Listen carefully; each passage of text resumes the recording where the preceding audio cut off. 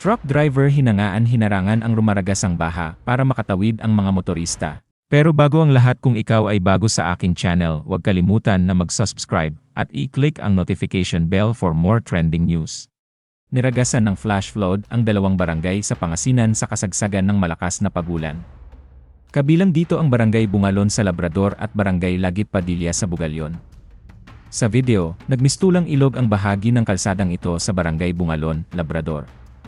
Pahirapan sa biyahe ang mga motorista, lalo na sa mga maliliit na sasakyan. Nalubog din sa baha ang ilang kalsada sa Barangay Lagip Padilla, Bugalyon, dahil sa flash flood. Kulay putik ang bahang rumagasa sa barangay. Ina-anticipate din po yan na pag ganitong saturated na po yung lupa at tumagal po yung mga ganitong pag-ulan, may tendency po ang buhos po talaga pababa yung bigla ang agos ng tubig mula dito sa upstreams. Trending naman ang isang video kung saan tinulungan ng isang truck driver ang maliliit na motorist sa baha. Sa video makikita ang isang motorista na hirap makausad dahil sa lakas ng pagragasa ng baha, maya-maya ay isang truck ang umabante. Inaakala ng nagvideo ay masasagi ang motoristang tumirik.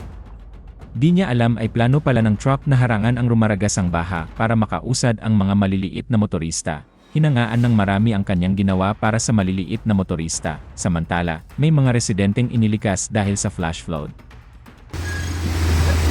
Hop! Wee! Oh! Putang ina, kontik na masa... Wee! Kahit may nakabara na nga dito eh. Kontik na sa kasahan si kuya oh. Kontik ka na dun ah. Ah, ayun ang ginawa niya. Sige, sige. Pero kontik na si kuya, masagasaan. Oh, sandali. Oh, yan, sige, banat. Yan. Binarahan pala ni kuya. Okay, good. Pero kontik na nasagip to si kuya. Okay. Oh, yan, sige. Okay, baba na kayo, baba. Okay, baba na. Ikaw na lang. Okay. Yan. Kaso konti ka na ng truck ah. Konti ka na ng truck. Hindi mo nakita. Yun, good, very good. Ayun o.